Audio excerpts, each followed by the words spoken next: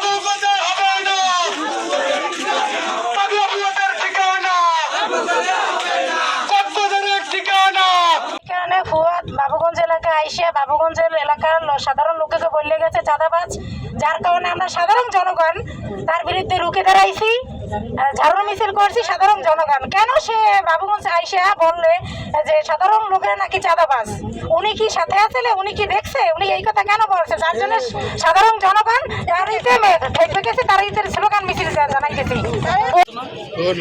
আমরা চাই যে সে দূর থেকে আসছে কিসের জন্য আমাকে বাবুগঞ্জকে চাঁদাবাজি বলে গেছে, আমরা তার বিরুদ্ধে আমরা মিছিল করছি। অনেক দূর থেকে সে কোথার মানুষ কিভাবে আসে আমরা জানি না, হঠাৎ করে সে আমাদের মাঝে এসে সে বাবুগঞ্জ সাধারণ মানুষকে তারা চাঁদাবাজ বলছে। আমরা চাই না যে সে চাঁদাবাজ বলে এখানে যাও, আমরা তার চাঁদাবাজি বলার কারণে তার জন্য তার বিচার চাই। আমরা যদি তার বক্তব্য আমরা সাধারণ জনগণ তার বিচার চাই।